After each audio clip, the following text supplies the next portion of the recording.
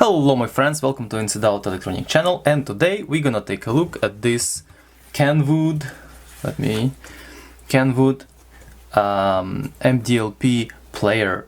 Look at this beautiful player. Actually it's all metal and things like that, and today we're gonna take a look if it works, if it's need any adjustment, any cleanup, and if it requires that, we're gonna perform, and then we're gonna try to get it going. So guys, stay with me, and I think this is going to be a very interesting journey. So if you remember, if you ever watched my previous video where I was showing you one of the boxes I got of this MDLP or MiniDisc goodies, one of the box contained this Kenwood NET MD player. It came with like 100 something pre-recorded discs and 16 something clean Sony Nash or white or snow white discs. So this particular player I haven't had a chance to power it up, but looks like it to be in a good nick, and the only thing what I was concerned is the battery, because I think, oh my god, I think it leaked so badly that I can't even open this thing up. Yeah, it barely moves. This thing requires some really good cleaning. It's actually pretty much, I'm afraid actually to break it, so I have to do something about it. Have to clean this thing up, pull the battery to see if it's any good. You see all this green stuff is coming out from there, so clearly battery. Look at this green shit, look at this, it's terrible. So everything here need to be cleaned up to make sure it's okay. But the most important part, have to make sure this gunk or this green oxidation did not spread inside. If it did, this thing is goner, unfortunately. So what we have to do with you today, try to figure out if it's, oh, it did easily came off. That's pretty cool.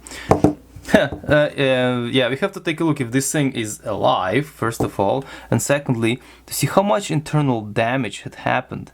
So we're gonna shine some light in here and see if there is any kind of leakage happened. It did not look like, but definitely green stuff is coming out of here. So yeah, it's good at least battery dislodged, because some of the batteries were lodged for good. So this particular one is 1350 milliampere hours, and this is Kenwood branded. By the way, there is exact model of Sharp, so this essentially rebadged for North American market Sharp, or vice versa. I think this is actually rebadged Sharp.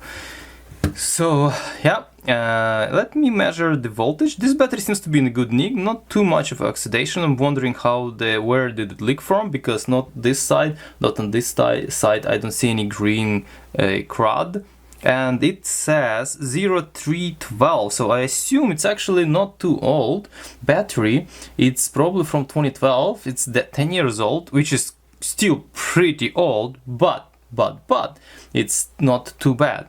Let me take my multimeter and measure voltage. Just to fit this thing nicely in frame, I put it like this on angle, and let me see what we're gonna read here. We read nothing. 35 millivolt. Yeah, that's ridiculous. This thing is pretty much as good as dead. But we will try to revive it, and I have some ideas. Let's say I have some. Oh, let me measure the resistance.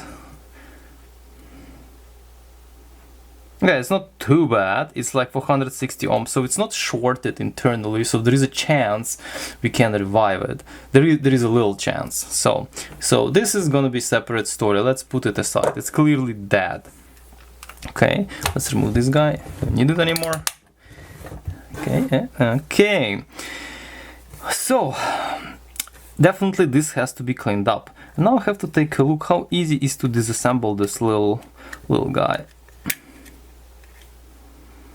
It's dirty inside. It has a lot of dust. I don't know if it's really hard to show you, but it has a lot of dust inside. So clearly was used as a portable player. It even It even has some rust here. This is actually rust, which is not cool, not cool, unless it's not rust, some kind of food leftovers. So what you have to do, probably unscrew on the perimeter here. It's not that many screws, like 1, 2, 3, nothing here, 4, 5. 5 screws on the perimeter. Not gonna touch this top yet. Let me go for it. Okay, let's start opening. That's a little bit too big. Where's smaller one? Let's take smaller one. Okay.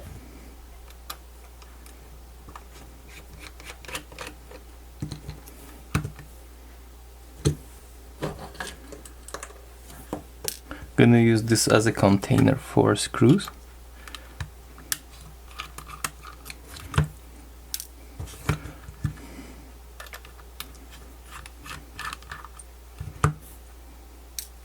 Looks like they all have a Loctite applied, so which is good, not to get unscrewed on a 4. 4? Did I miss something? Only 4. Okay, seems to be gonna be I hope.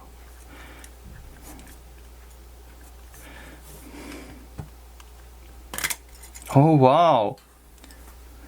This is so much easier than Sony. The bottom just popped. This is amazing. Look at this high level of integration here.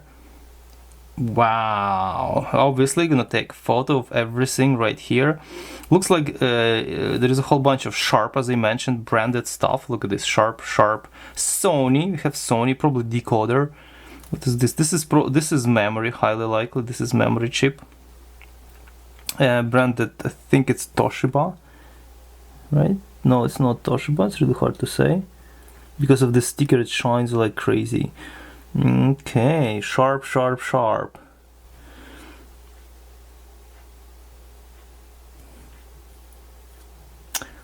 Right, it's very interesting, and what I see, it's actually inspiring.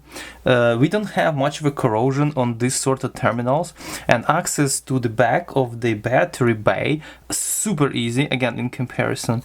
And clearly I think this is actually rust. So whatever we saw right on top of here is rust, which is unfortunate, but there is nothing too bad.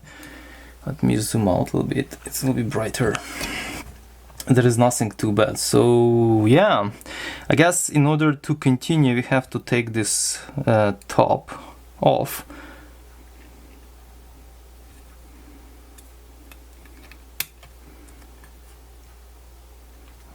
This has to be addressed, but I don't think I have to dig any further, so I don't think I have to remove all this board. So I have to just take the top off and clean up inside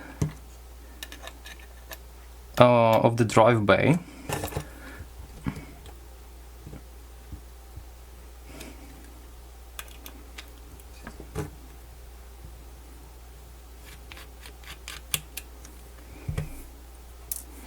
This particular screw is not cooperating. I'm gonna leave it for now.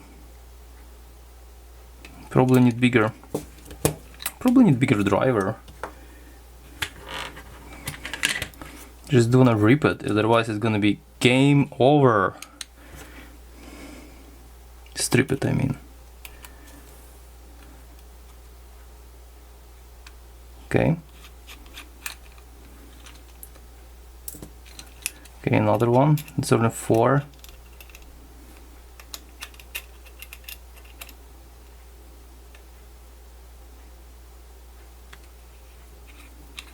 It was good. And the last one here, the one which is not cooperative.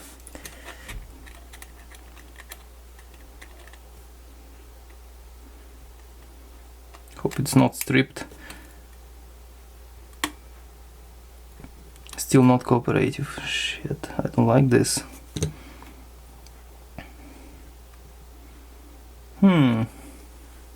What can we do? Alright, so after trying this screwdriver, I ended up using this particular one, which is one of the oldest screwdriver I ever had. It's high-tech brand, whatever brand I bought in Ukraine. I like this screwdriver, and this particular screwdriver is actually pretty nice one, despite being manufactured by who knows. Okay. Alright. Okay, so top is coming out pretty easy. That's how it goes. So as you see, here we are. I don't think I'm gonna dig any further unless I want to remove this board. How easy is to remove it? How many screws? So far I see only one.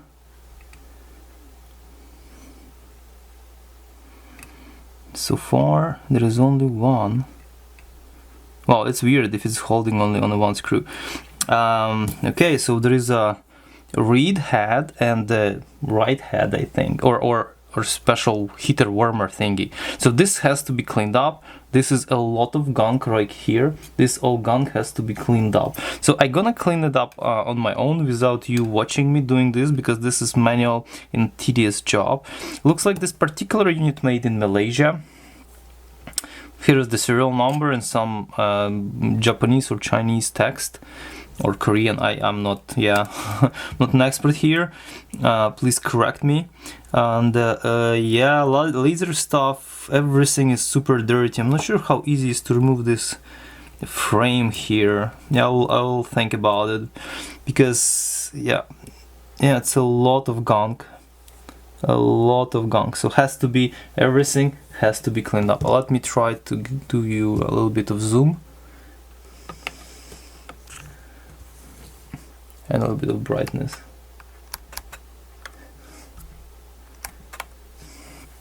So here I'm trying to show you some gunk right in here. A lot of gunk in here.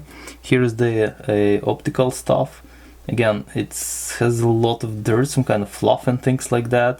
Even this right here is a lot of dust on this metal frame right here. So everything here has to be cleaned up as much as I could. Dust right here. So yeah, looks like this player was quite in use, but now we have to clean it up before we actually continue playing with it. I don't even use it right now, because you know, I want to spread more dust inside of it. It's pretty dirty. Okay, let me do my cleaning duties and I'll be back. Also, I'll try to clean. We'll try together to clean this business, this all gunked up, corroded contacts right here.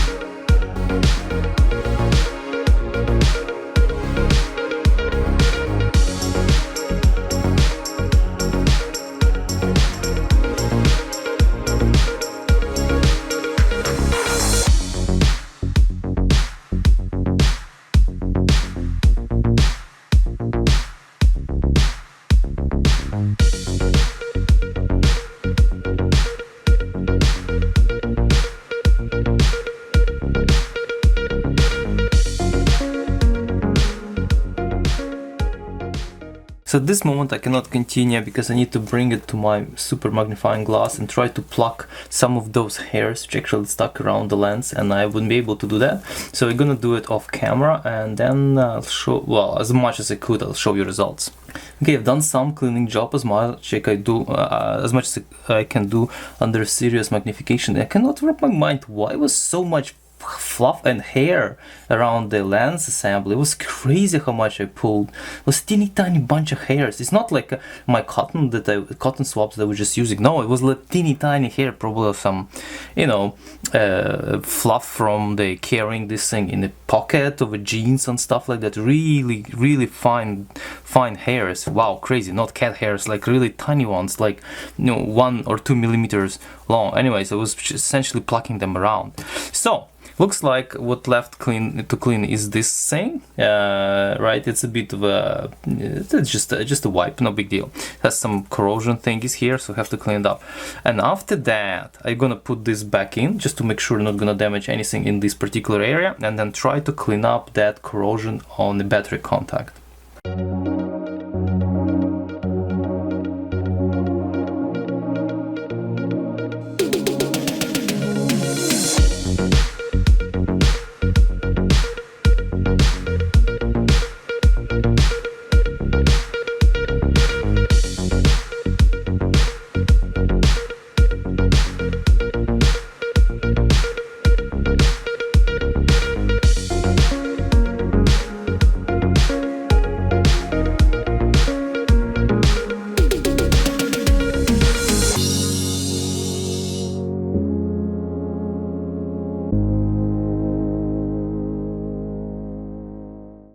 Okay, nice and clean. So let's deal with this.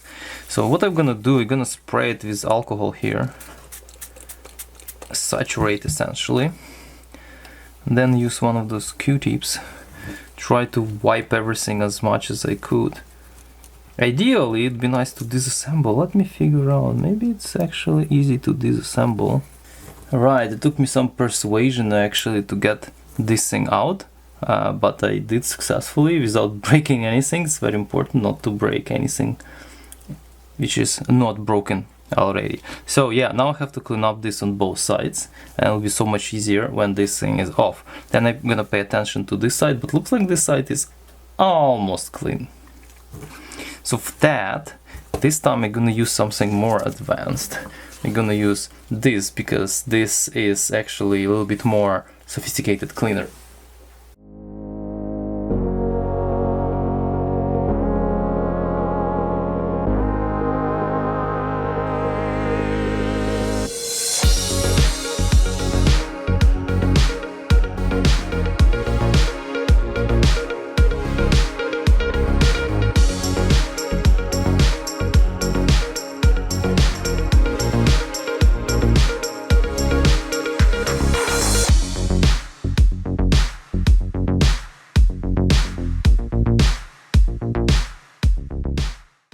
So now when everything is nice and clean, I can attach it back on.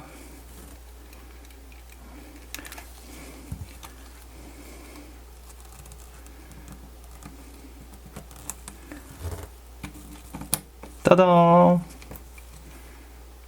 Oh, I just noticed gunk here, and it's like... Oh, it's probably lubricant. Let me double check.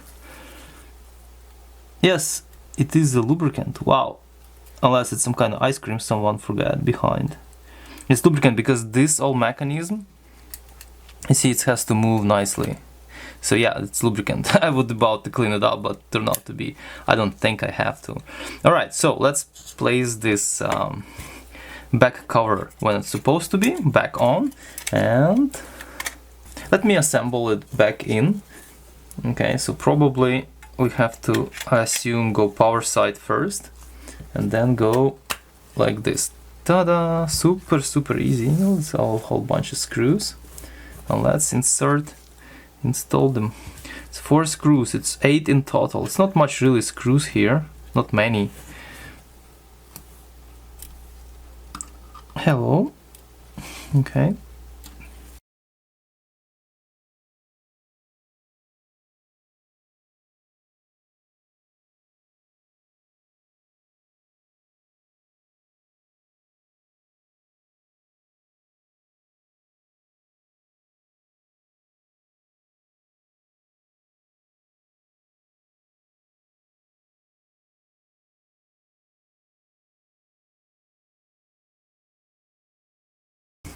So now we have beautiful Kenwood, what's always forgot its name, portable MD recorder DMC-S9NET. Nicely assembled, put back together. Now we have to check if it works. Also, we have this kind of cradle, which docking station, which has all these jaws and stuff like that. I'm just wondering, should I disassemble it and clean up inside, or maybe not? Because this little screen actually has a little bit of dust, as you see in there. Sort of annoying, but it's not that of a big deal. But we can just do it. It's super easy to disassemble. And it shouldn't be that much highly integrated, but otherwise, but also it'll be interesting to see what are going on inside. I'm gonna use different screwdriver, not as precise for this sort of job, for those ugly self-toppers. Okay, self-toppers are out. Ta-da! Oh, here we are. It's as simple as that. Wow, this is cool. SN Argentum copper. A little bunch of tiny buttons, need some cleaning, but not too bad. Okay, we're not gonna use this, it's dirty. Let me get my microfiber here. I'm gonna spray a little bit of alcohol and nicely and gently wipe this screen off. How the heck this dust got in there? I don't know. Nice and clean. Okay, look at this. So after we took a nice cloth wipe, it's looking actually pretty decent. How about this thing inside? I think we can clean it up nicely too. Looks much better. So let's place it back in, and have to find 3-volt power supply, because that's the only way I would be able to power this little guy. Okay, my friends, so now when we assembled everything together and we try to use this docking station in order to actually power this, to try to power this device up. So what I've done here, remember I showed you this melted wire, and I actually tried to salvage, so I completely cut off this all melted and shorted actually wire, and I tried it. There is a 3-volt here, so this is operational, but like, I mean, I can't use it just like this, like it doesn't connect. So what I've done, I use my power supply and I cut off this little barrel connector, and I'll try to use it in order to power this device. So let's power up. Obviously I set it to 3-volt, and let's power this thingy up and let's see what's gonna happen. Okay, hope it's not gonna short anything, but if I'm gonna short something, the power supply will take care of it. So it will, okay, let me move this away, let me make sure it's all nice and dandy. What? I just saw something. What? Ta-da! I think it is freaking working! Hey! Bravo, bravo! Obviously there is no disc there. And here we are. So see, here's our disc. This is my very first disc I own. This is like it has some YouTube music, so we can listen to something. This is what I'm not sure if I'm supposed to do. Let's see if it's gonna. Yeah, okay, it does fit. Okay, it sort of makes sense to be able to do this right there. It's, oh wow, it's actually reading the disc. No name. I'm gonna play. It does play.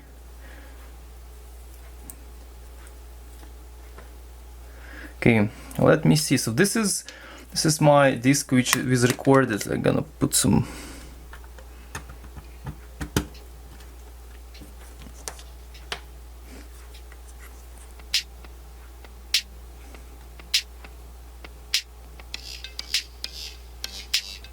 And play some music again, my dinky BlackBerry headphones. And here's some music. Let's, can I go forward? Track number 4.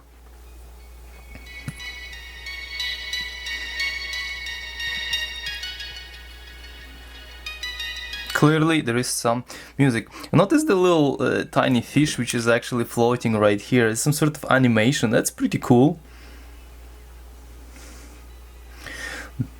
Nice.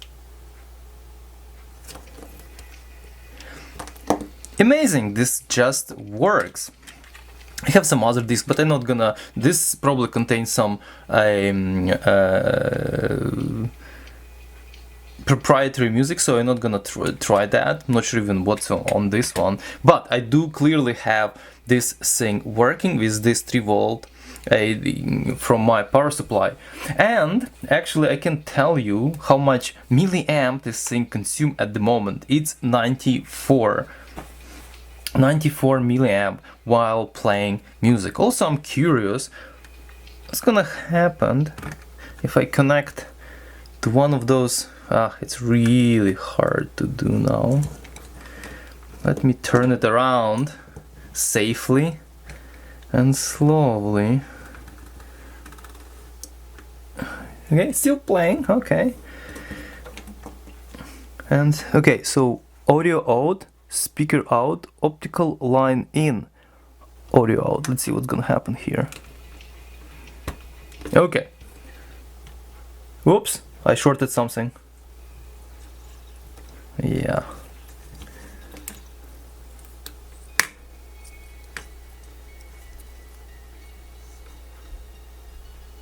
It's still playing. What is this speaker out?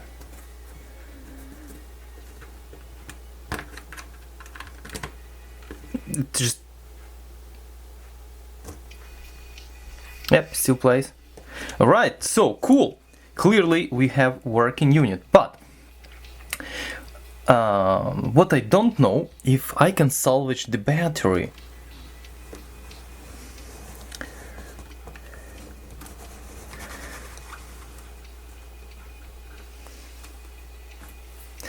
Yeah, what if I can salvage, I don't know if I can salvage the battery. So what I'm gonna do, I'm gonna try to use my LaCroix charge discharge train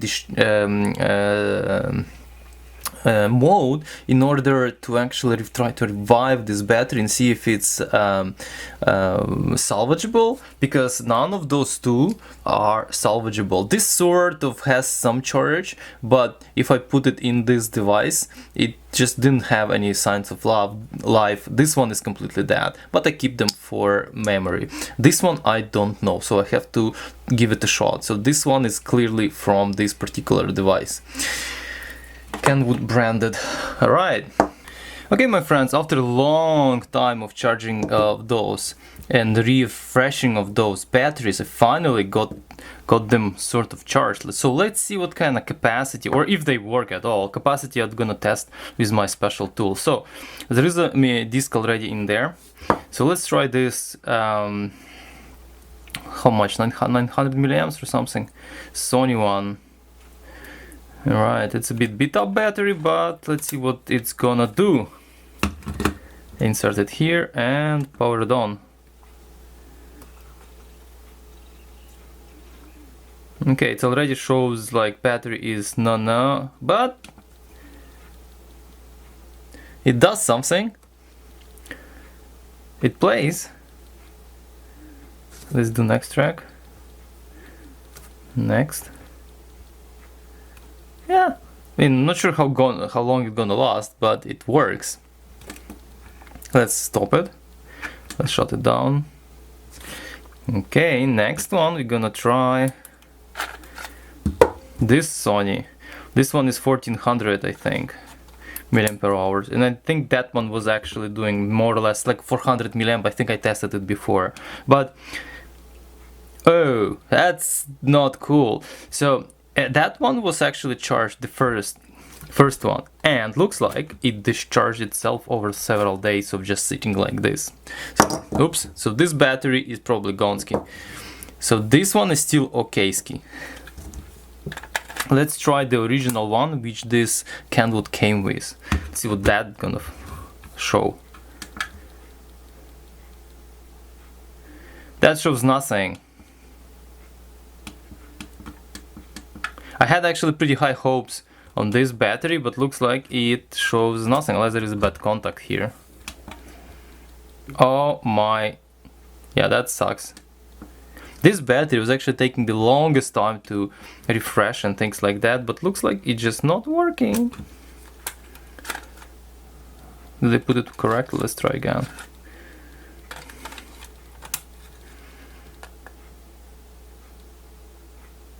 It just blinks here, so it has a little bit of charge, but not much. This is hilarious that so far this is the dinkiest battery and probably the most damage I have, and shows some signs of life. Those two are dead, but nevertheless, those two are nah. Nevertheless, it seems like this guy is working. Unfortunately, there is no proper battery to use it just like this, so I have to always rely on power supply. So probably in one of my next videos I'm gonna MacGyver something with this how do you call it, tiny barrel connector, and I'm gonna use it on my desk, I guess. Not gonna be portable, or maybe I MacGyver some kind of adapter which go here, and I would be using it with double or triple-A battery. Well guys, stay tuned if you wanna learn more and the fate of this Kenwood MiniDisc player and recorder. Quality of the sound, I still cannot say it's good or not in comparison to other MiniDisc players I have, because I just didn't even have a chance to properly listen to it while spending time MacGyvering with all this jazz. So yeah guys, stay tuned, and it's gonna be in the second video where I'm gonna probably MacGyver something with this. And if you want to learn more, please check my other videos, because I do have some audio related stuff like restoring decks, cassette decks, amps, and some other mini disc related videos. Thank you for watching, stay safe and take care.